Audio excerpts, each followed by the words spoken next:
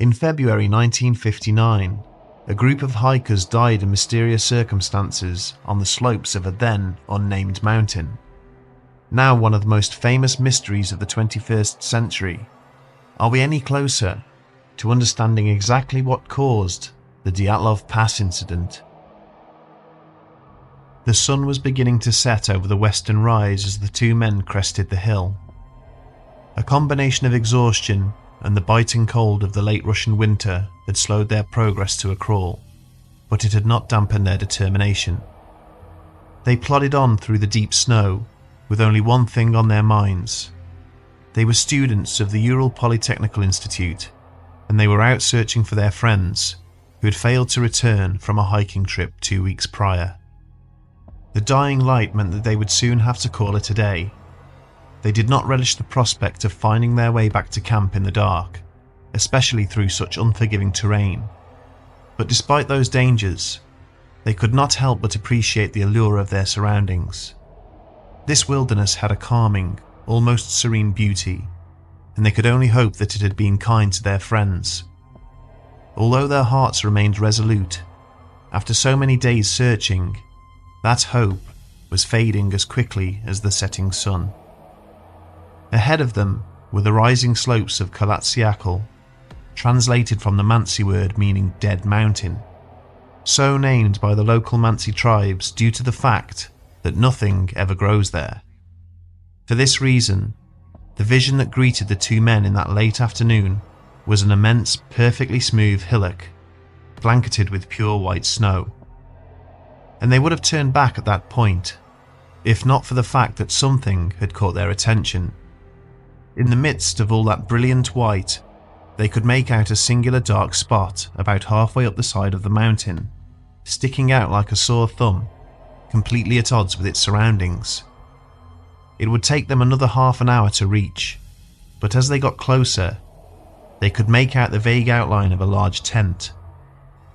They knew immediately that it belonged to their missing friends, and upon inspection, they found that besides a large hole in the side canvas, everything else was in order. The sides of the tent had been insulated with coats and empty backpacks. Ski boots were lined up neatly near the entrance. Padded coats and blankets lined the floor, and elsewhere, they found personal items stowed away and a wood axe and saw at the far end of the roughly 8 square meter shelter. The two rescuers breathed a sigh of relief as they noticed that there were no bodies. They cautiously celebrated as they permitted themselves to believe that their comrades were not dead, but they could not shake the feeling that something about the scene before them still seemed a little odd.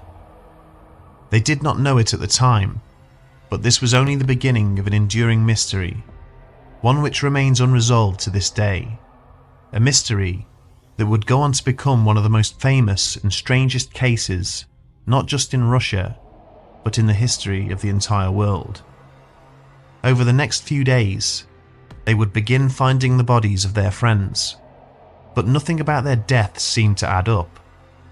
There would be no satisfactory conclusion, and all investigation would quickly cease, not to be talked of again for quite some time.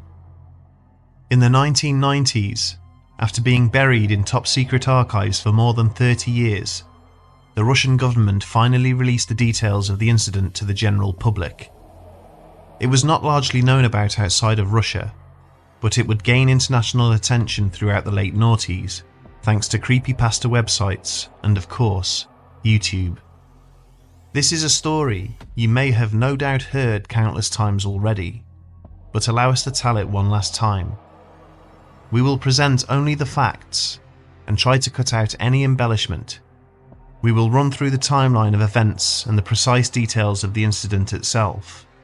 We will address every theory in turn and pick them apart one by one, and by a process of elimination, we will try to deliver a clearer picture. But the fact of the matter is that we may never know exactly what happened on that freezing cold night back in February of 1959. What we do know is that a month before, in January of that year, 9 students of the Ural Polytechnical Institute in Sverdlovsk and an older, ex-military companion set out to hike across the Siberian wilderness. There were 10 group members in total, and they were all experienced hikers, each being rated at grade 2 in their capability by the Institute itself. Their aim was to reach Otorten Mountain in the northern Urals, a trek which would take them over nearly 300 miles of terrain in the midst of a harsh Russian winter. They were led by Igor Dyatlov, an accomplished radio engineer and a natural-born leader, respected by many of his peers. Everyone aspired to take part in one of his hikes, and it was considered a high honor to do so. It was after him that the mountain pass where the incident occurred would later be renamed. Making such a difficult journey would ultimately garner a grade 3 certification in hiking for all participants, the most prestigious hiking qualification in the country at that time, an achievement which required all members to cover at least 186 miles of ground, a third of which had to be in challenging terrain. The minimum duration of the trip had to be 16 days, with no fewer than 8 of those days spent in uninhabited regions, and with at least 6 nights spent in a tent. It was a tough assignment, but in completing this task, the certification would allow each member to teach their craft as a master of sports, a distinction that everyone in the team was desperate to attain.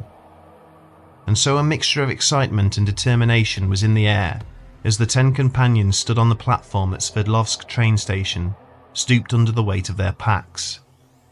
Not once did the thought ever cross their minds that this would be their last trip, one that would ultimately end in disaster. 9 of the 10 members would never return alive. As fate would have it, the 10th member, Yuri Yudin, would cut his trip short halfway through the hike due to ill health. And it is thanks to him that we have a detailed account of the group's movements up until the 28th of January. Everything after that point has been pieced together from journal entries and photographs taken by the group. Their arduous journey would play out as follows. On the evening of the 23rd of January, they caught the 9:05 p.m. train from Sverdlovsk, which would take them over 200 miles north to Sarov. The journey was roughly 11 hours in length and would see them arriving at their destination at 7:39 a.m. the next morning. Whilst in Sarov, they caught up on some much-needed sleep and then spent the afternoon entertaining the children of a local school. In the evening, they boarded another train which would take them 100 miles further north to Ivdel, arriving there at around midnight. This left them with a 6-hour wait before they caught a bus at 6 a.m. out to Vizay on the 25th of January. The next day, they travelled further north to an area known simply as Sector 41, and there they would spend the night. At 4 p.m. on the 27th, they travelled up the frozen Lovsa River in the dead of night and would arrive at an abandoned geological site in the early hours of the next morning. It was at this point that Yuri Yudin, hindered by rheumatism and other ongoing illnesses, would turn back. After saying their farewells, the rest of the group continued travelling north towards their objective. Yudin would look over his shoulder one last time to see his friends skiing away in the opposite direction, his heart heavy with disappointment, oblivious to the quiet irony that his illnesses had just saved his life. This was the last time he ever saw his friends alive. It was on the 29th of January that the group's hiking adventure would commence proper.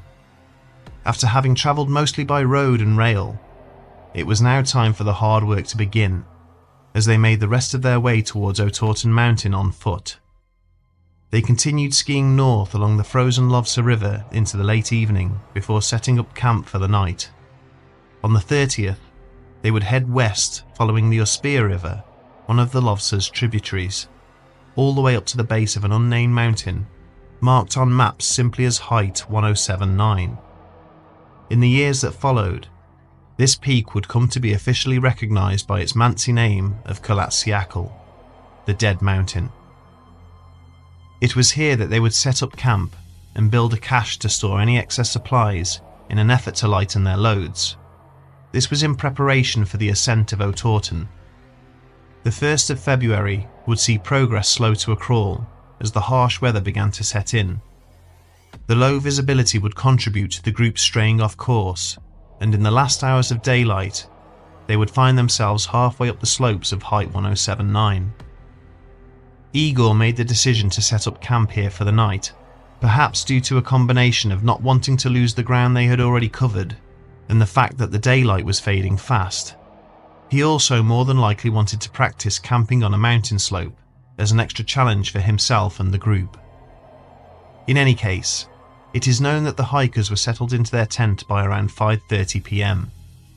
They worked on a mock paper together, the Evening Torten, which was a humorous report of the group's activities over the last few days, and also served as a team-building exercise. Photographs had also been taken whilst they were making camp, and everyone seemed to be in good spirits. But whatever took place over the next few hours is highly mysterious, and would go on to become what is now known as the Dyatlov Pass incident. Nobody knows for sure exactly what happened, but from collected evidence, authorities were able to ascertain that at some point during the night of the 1st of February, something spooked the hikers so much that they would cut their way out of the tent and run out into the freezing cold night, barefooted and in little more than their underwear. All 9 group members perished, most of them from hypothermia, but some from horrific injuries, of which nobody has ever been able to satisfactorily explain.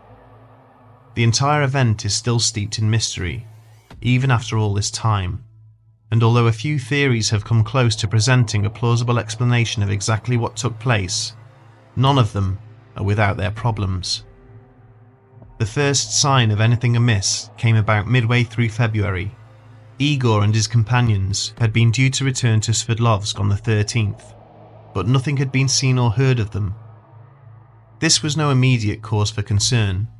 Delays were normal, and at the start of the trip, Dyatlov himself had told Yuri Yudin, the young man who had abandoned the hike early due to ill health, that he expected the return journey to take longer.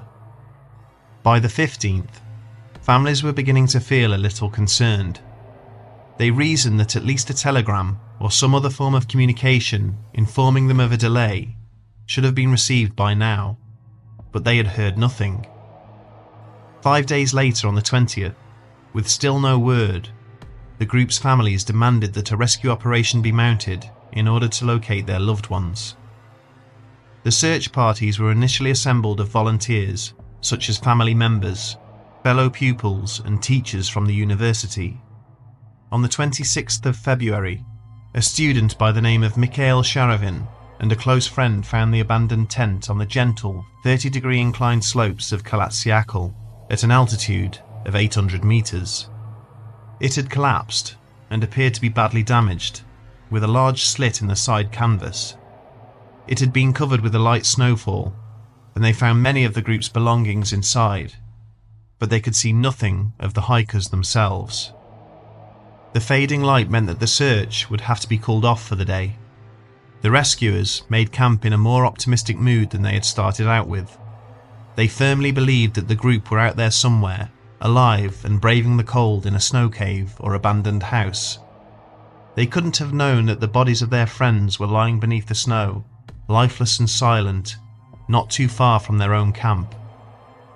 The next day, on the 27th of February, the full horror of the Dyatlov Pass incident would begin to unfold.